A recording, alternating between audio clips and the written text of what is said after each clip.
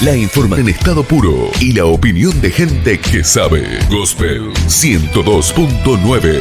Gente que se informa. Encontrá el usado o cero que querés al precio que podés y llévatelo con la máxima facilidad. Juan Automotores. Venta de usados seleccionados. Consignaciones. Motos. Juan Automotores. Visita el salón de ventas en Carlos Rodríguez 1260 o llama al 358-438-0267. Juan Automotores. Le pone ruedas y motor a tu vida. GPS de Noticias se detiene en este segmento para compartir información específica. Una temática, 1000 preguntas y la persona idónea para responderlas. GPS de Noticias. Estamos aquí en un nuevo bloque de GPS de Noticias. Ya ha llegado el turno de ahora de nuestra columna de economía de la mano de Marianela Gómez. Hoy vamos a hablar de Bitcoin. ¿Cómo estás, Marianela? Hola, Marcos, Carla. Hola, Marianela. Franco, todo el equipo de GPS. Sí, llegó. Me lo habían pedido y yo me venía rehusando y ahora me doy cuenta por qué me venía rehusando. Pues es muy complejo, ¿no? No, pero confiamos en vos.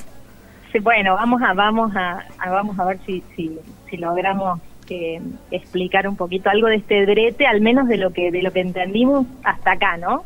Con la información que hay, que no necesariamente es tan amplia como yo me imaginaba.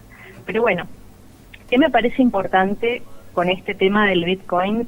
Primero, aclarar, ¿no? Hacer un paréntesis. Como buena docente que soy, lo primero que yo necesito aclarar es qué es el dinero, ¿no? Primero tenemos que ponernos de acuerdo en eso. Bueno, ¿qué es el dinero? Definiciones de los economistas hay muchas, ni hablar de el valor del dinero, no nos vamos a meter en esa discusión, pero bueno, arranquemos poniéndonos de acuerdo en decir que el dinero es cualquier cosa que sirve como un medio de intercambio que es comúnmente aceptado, ¿no? Digo, hay un acuerdo en que eso sirve para intercambiar cosas, ¿no? La historia del dinero es larguísima, empecemos por el trueque, gallina por ovejas y esas cosas, ¿no? Pasando por el dinero mercancía, que era cuando se pagaba, por ejemplo, el salario, que en realidad se pagaba con sal, de ahí viene la palabra salario, pasando por las monedas de oro, en donde el valor estaba en el mismo metálico, ¿no? Hasta llegar al papel, que el papel era un respaldo de esos valores, digamos, de ese oro que estaba guardado en alguna bóveda, hasta la actualidad, que el dinero que manejamos se llama dinero fiduciario, ¿no? Que la palabra también proviene de fe, ¿sí? ¿Por qué de fe? ¿Por qué dinero fiduciario? Porque básicamente el dinero que nosotros manejamos no tiene ningún respaldo en nada, ¿no? Hay mucha gente que todavía cree que el dinero, que los dólares, por ejemplo, que emite Estados Unidos están respaldados en oro, pero bueno, Estados Unidos abandonó por su cuenta solito el patrón oro allá por 1970. Entonces, el dinero que emite Estados Unidos básicamente se respalda en la confianza que los que recibimos esos dólares tenemos en la economía y en el Estado norteamericano. Entonces, hecha esta aclaración del dinero que manejamos comúnmente y todas las dificultades también, que podemos hacer otro paréntesis con lo que significa la inflación en nuestra moneda y cómo la inflación afecta, los argentinos más que nada sabemos, ¿no? El valor que tiene la moneda. Sí hay algo importante, ¿no? Que tiene que ver con las funciones del dinero, que se ven alteradas cuando existe inflación. Por eso pensemos las funciones del dinero, ya que estamos siempre en el bimonetarismo, pensemos las funciones del dinero como las funciones, por ejemplo, de que tienen los dólares, ¿no? Un dólar tiene una función de medio de cambio, ¿sí? Me permite intercambiar, digamos, si yo tengo un terreno o si yo tengo un auto y me quiero comprar un terreno, no necesito hacer una permuta y encontrar a alguien que quiera mi auto a cambio de su terreno, ¿sí? Simplemente lo transformo en dinero y con ese dinero compro lo que quiero, ¿sí? La unidad de cuenta es otra cosa muy importante que digamos, de las funciones del dinero, que me permite decir, bueno, cuánto sale un auto 0 kilómetro, cuánto sale un terreno, ¿sí? Por seguir este ejemplo, bueno, un auto sale $10.000, un terreno sale más o menos lo mismo, es una unidad de cuenta, ¿sí? Por eso esta función, lo mismo que la función de reserva de valor, un poco cuando hay inflación se ven deterioradas esas funciones del dinero. Y bueno, como decíamos, la última es la de reserva de valor, los argentinos también lo sabemos, en general hay una tendencia muy fuerte a ahorrar en dólares o en otra divisa. Bueno, Bien. hacemos estas salvedades para ahora sí introducirnos en el Bitcoin y vamos a espolear al menos lo que yo entiendo que para mí, ¿por qué el Bitcoin no es dinero? Básicamente porque no cumple con estos requisitos que acabo de mencionar anteriormente. Pero bueno, el Bitcoin es una criptomoneda, ¿sí?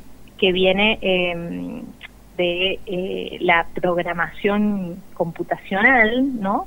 Son monedas creadas a partir de programación, o sea que no tienen un respaldo en oro, en dólares o en algún otro activo, no tienen respaldo en ningún activo, ni en nada, y para seguir sumando complejidad, no son emitidas por los estados, ¿no? Porque si uno piensa, todas las monedas, el dólar, el peso, el yuan, el yen, la moneda que ustedes quieran, proviene de la emisión de un Estado-nación, que es el que en definitiva termina garantizando que ese papel vale lo que vale, aunque sea mínimamente respalda su cobro, ¿no? En este caso no hay ningún tipo de respaldo, ni en un activo, ni en un Estado que lo emite, y básicamente tienen valor por su demanda, ¿sí? Bueno, yo como ya les advertí, ya les canté el final, para mí el Bitcoin no cumple la función del dinero, aunque justamente está cobrando mucha relevancia porque es una de sus aspiraciones, ¿no? Digo, una de sus aspiraciones es algún día reemplazar el dólar o convertirse en una moneda internacional aceptada como medio de pago. Pero bueno, básicamente hoy es muy volátil, como vimos, un día vale $60.000, al otro día vale $30.000, y además tiene costos de transacción, además no se aceptan en cualquier lado para hacer una compra. Sí hay algunas cosas que sí se pueden comprar con Bitcoin, pero no es un medio comúnmente aceptado. Pero bueno, decimos, tiene esta característica que de repente sube su precio, ¿no? Y parece que el Bitcoin es la panacea y es el futuro, pero valga la aclaración, no todo lo que sube de valor necesariamente se convierte en dinero, ¿no? Hay muchos activos que de hecho para mí tienen mucho más de un activo financiero que de una moneda o un dinero, o el dinero como lo entendemos. Que suba de valor no necesariamente, decimos, refleja que se esté transformando en un futuro medio de pago aceptado, ¿sí? Ni que venga a reemplazar al dólar. Además hay otra cosa en esto que decimos de estas aspiraciones que tiene el Bitcoin de convertirse en dinero.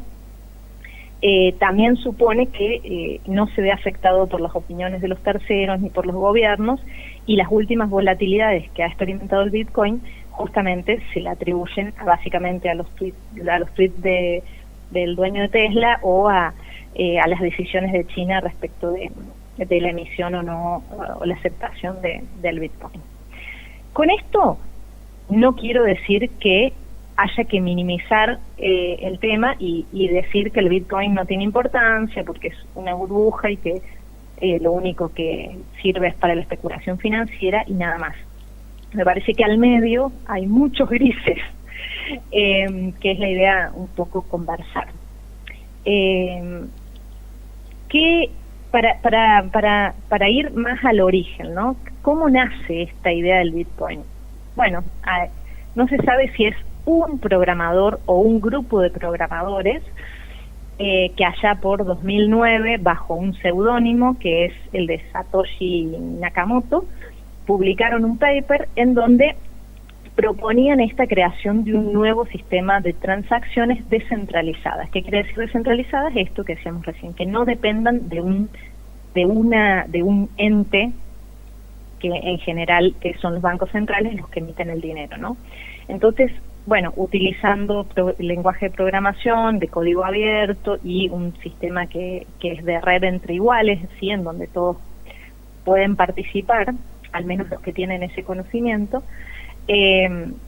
comenzaron digamos, a desarrollar esta tecnología que finalmente se pudo poner en funcionamiento en 2011, y donde se estableció este monto, que es de 21 millones de Bitcoin, que era lo único, digamos, que se iban a crear. Solamente, digamos, tenía un stock limitado, que son estos 21 millones de Bitcoin que van a existir hasta el fin de los tiempos, donde a su vez cada uno de estos Bitcoins se puede subdividir en 100 millones de satoshis, o una cosa así, un nombre medio raro, cuestión que en definitiva uno puede agarrar un Bitcoin y dividirlo en 100 millones de partes. Entonces uno puede ser propietario de un 0,0000001 Bitcoin. Y tiene esta idea, ¿no?, que decíamos recién, de bueno, de que no dependa del Estado, que sea una cosa totalmente libre y desregulada, si se quiere, para evitar el accionar de los gobiernos, la pérdida de valor de la moneda, etcétera, etcétera. Pero la realidad es que tampoco hay mucha más información de esto de que, digamos, que estamos comentando, ¿no? ¿Cómo uno puede conseguir Bitcoin? Es otra de las preguntas que yo me hacía. Bueno, ¿cómo hago para, si yo quiero tener Bitcoin, comprar? Bueno, se compran, te los cambian por plata, ¿no? Como diría el refrán popular. Uno puede comprar Bitcoin usando dinero, se baja una aplicación, hace una billetera electrónica, qué sé yo, y compra. Esa es una forma. Hay que tener algún dinero, como se puede dividir en muchísimas partes. No hace falta comprar un Bitcoin, uno puede comprar una milésima de parte de ese Bitcoin y tener algo. También uno podría vender cosas, ¿no? Yo tengo un auto y lo puedo poner a la venta por Bitcoins, a cambio de Bitcoin. A lo mejor alguien compra mi auto y a cambio me da Bitcoins. O la otra forma de acceder a ellos es con un proceso que también hemos escuchado mucho nombrar, que es el conocido como la minería de Bitcoin. ¿Quiénes son los mineros? Los mineros son los que de alguna forma tienen un conocimiento de programación computacional que les permite pertenecer a esta red y ayudar a que este sistema sea más seguro, ¿sí? Entonces, esas son básicamente las tres formas en las que uno podría adquirir Bitcoin. Y cuando uno se sumerge en este tema, encuentra que en realidad lo más interesante no es el Bitcoin en sí, sino un poco la arquitectura financiera y tecnológica que dio lugar al Bitcoin. Y esa arquitectura se denomina blockchain o cadena de bloques, ¿sí?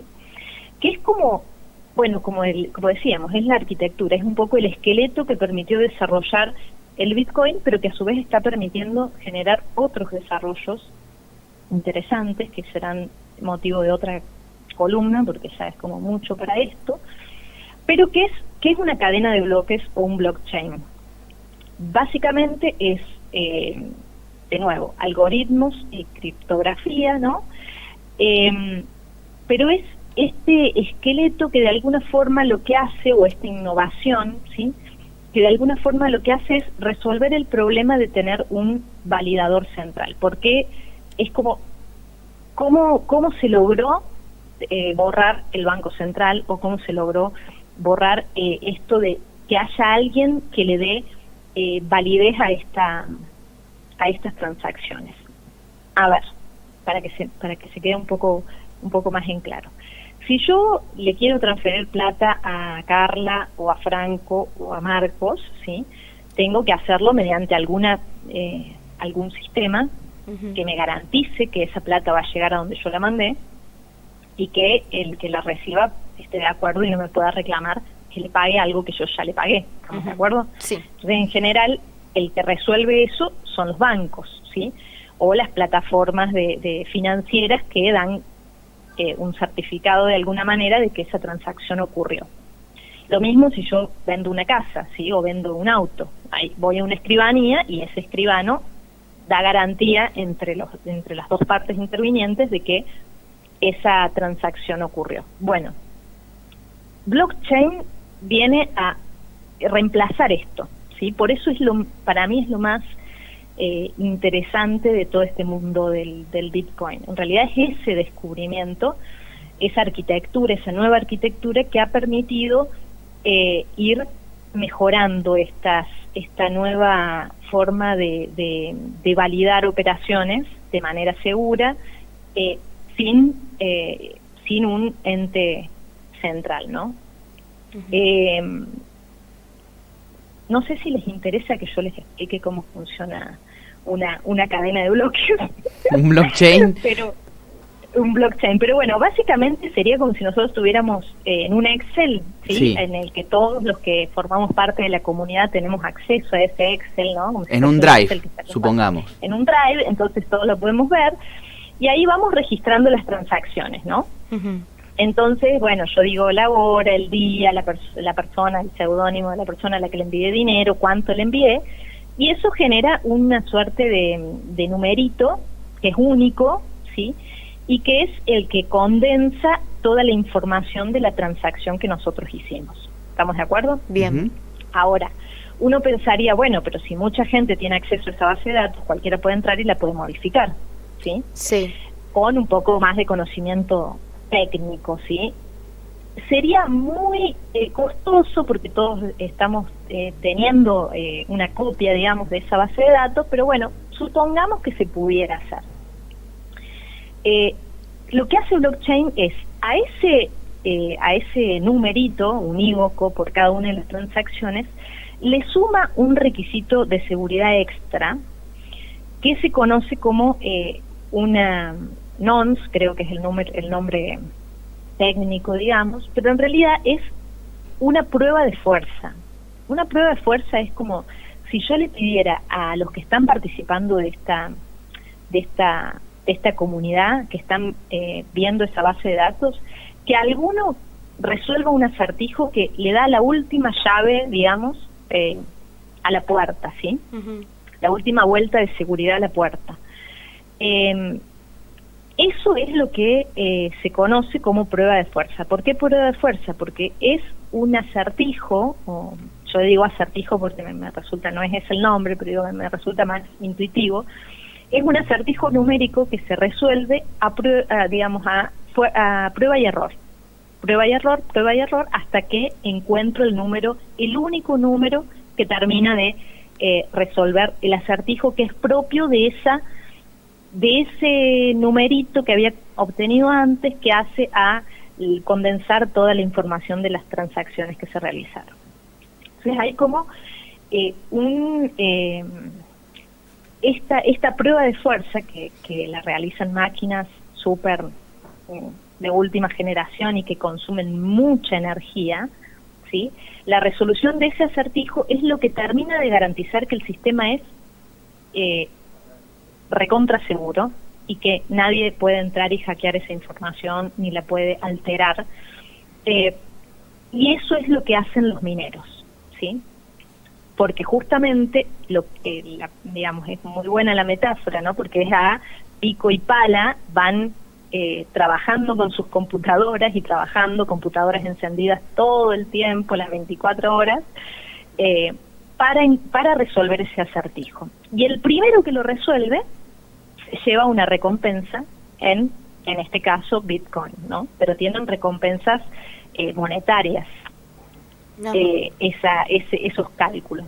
Por eso es que la minería, que también hemos escuchado, como decíamos, tanto hablar este último tiempo, la minería ha crecido tanto en el mundo y está teniendo tanta demanda de consumo energético. Porque imagínense que con el precio que está teniendo el Bitcoin, si a mí me pagan un Bitcoin por resolver un acertijo, bueno, va a haber mucha gente interesada en ser el primero en encontrar la respuesta, ¿no?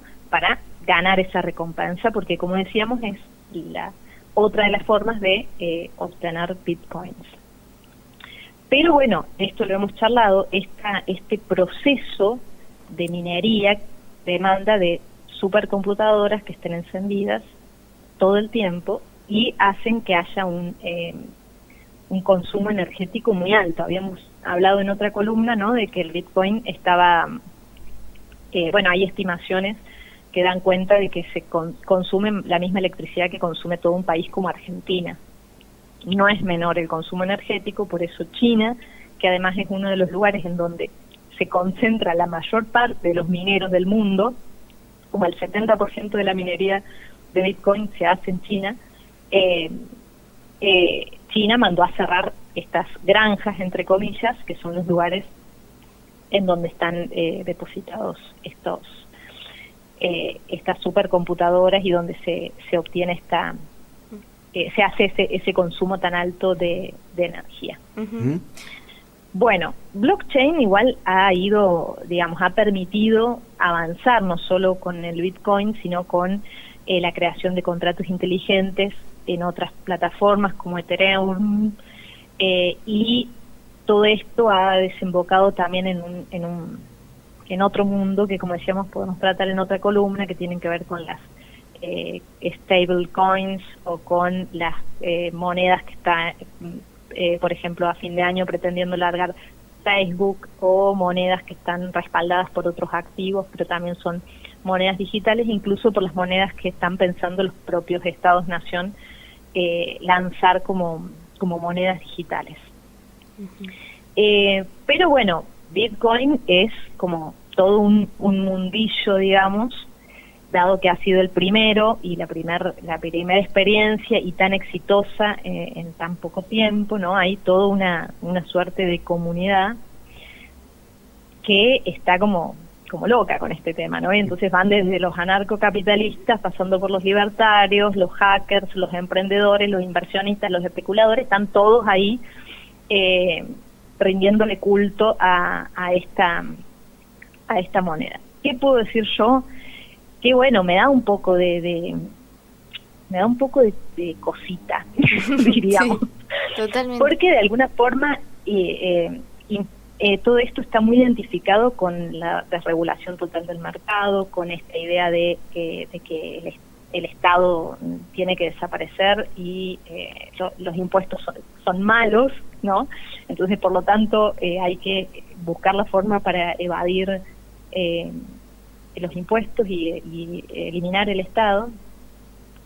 Y además también hay toda una idea de que esto, como decíamos, de que el Bitcoin vino para terminar con la hegemonía del dólar y transformar el sistema monetario, supuestamente transformarlo en un sistema más justo y más igualitario, pero bueno, también es cierto que la mayoría de la información que uno busca en Internet y que encuentra para un poco conocer más sobre este tema es información que está vinculada a agentes o a personas o a páginas que están involucrados en el tema del Bitcoin, ¿no? Y que de alguna forma les interesa que esto prospere, porque si yo tengo Bitcoin y los compré a $1 allá por el 2011, voy a querer que se transforme en la moneda mundial por excelencia, porque obviamente que hay intereses de por medio, ¿no? Uh-huh. Entonces, bueno, primero, no es un juego de suma cero, porque no sé cómo todos nos podríamos hacer ricos a partir de la implementación del Bitcoin, ¿no? Por otra parte, es un sistema que está sesgado para enriquecer a los que están en la cima, a los que tienen grandes cantidades de Bitcoin, ¿no? Entonces yo veo muy lejos eso con esta idea de democratizar las finanzas y de aumentar la libertad económica y todo ese discurso, ¿no? Otra cosa que también me pareció muy llamativa es que el 90% de estos 21 millones de Bitcoin que existirán de acá hasta el fin de los tiempos, el 90% de estos Bitcoin ya fueron creados, ¿sí? Ya fueron minados, entre comillas, o sea, y están en la cartera de alguna otra persona listos para ser entregados o para ser vendidos a quienes aparezcan, ¿no? Otro dato que también me llamó la atención es que el 2% de las entidades de la red controlan casi el 75% de todo el Bitcoin. Esto implica que hay una desigualdad en la distribución de los Bitcoin que es muchísimo peor a cualquier desigualdad que podamos medir en monedas fiduciarias como dólar o como la que ustedes quieran, ¿no? Y para colmo de males, no solo que está muy mal distribuida, sino que como es independiente de los impuestos, ¿sí? No hay ningún mecanismo que nos permita mejorar esa redistribución, ¿sí? Y bueno, como decíamos, hay otros muchos temas que quedan, digamos, en la galera, como los competidores que están surgiendo, ¿no? Porque como decimos, cualquier persona que tenga un conocimiento de informática medianamente avanzado puede generar una moneda digital, y de hecho están siendo generadas muchísimas monedas digitales. En Río Cuarto doy fe de que hay gente que está intentando desarrollar moneda digital. Así que imagínense, ni hablar, como les decíamos, ¿no? Si ese proyecto que está intentando largar Facebook y lo que eso implica con 2.000 millones de usuarios que tiene Facebook, lo que puede resultar de ahí. Con esto, también de nuevo, volvemos a, no es un tema para soslayar, me parece que es un tema complejo, que está bueno que me hayan obligado a tratar de simplificar, no sé si se entendió algo, pero bueno, es un tema que da para rato, me parece. No sé si quieren hacerme alguna pregunta, no sé cómo vienen. Estamos medio anonadados. Uno pensaba que era un poco más inocuo, un poco más inofensivo. Y en realidad no. Es re complejo y es re loco cómo funciona. Sí, y es tremendo. La verdad que el panorama mundial, de la economía mundial, no pareciera, como mencionás vos, no pareciera mejorar. Son como pequeños paraísos fiscales, y eso y algo más. Además consumen energía, además están accesibles solo para aquellos que tienen internet y los aparatos necesarios para minar. Es la verdad bastante nebuloso el asunto. Nosotros yo creo que lo veo medio difícil que podamos conseguir céntimos, conseguir Bitcoin a través del minado. Yo creo que no nos quedan las primeras dos alternativas: o los compramos o vendemos algo a cambio de Bitcoin, porque veo difícil que tengamos la chance.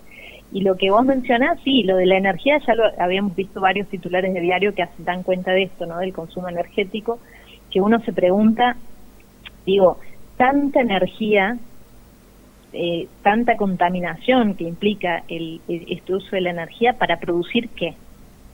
Para producir ninguna riqueza, para producir un Bitcoin. ¿Qué es un Bitcoin, no? Bueno, ahí ya entramos en una discusión mucho más fuerte, que es el valor, porque vos me podés decir que el dólar tampoco significa nada, no, perfecto. Ahora, está completamente abierto a la posibilidad de fraude, a la evasión fiscal, al lavado, al ocultamiento de dinero mal habido, ¿no? Por no decir todo lo que puede venir detrás del crimen organizado.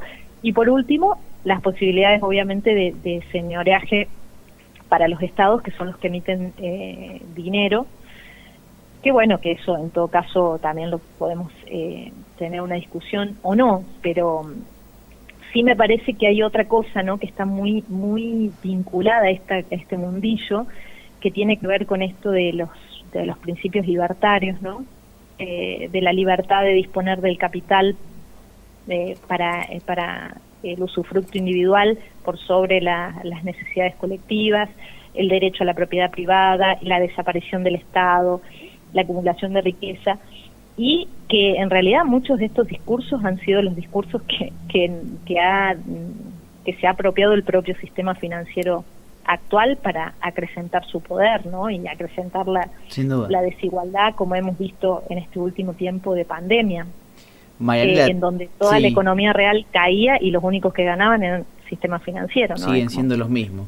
Mariana, te propongo que lo sigamos charlando en la próxima columna. La verdad es un tema muy interesante que da para largo, da para muchos temas más, para seguir charlando un montón de horas, de minutos. Y bueno, desde ya te agradecemos el compromiso que le has puesto para ponerte a investigar a fondo este tema que, bueno, hasta hace poquito nos resultaba desconocido para todos nosotros. Así que, bueno, lo seguiremos discutiendo en la próxima columna. Bueno, chicos, nos vemos en unos días. Les mando un abrazo. Dale, Mariela, gracias. Adiós, que andes muy bien.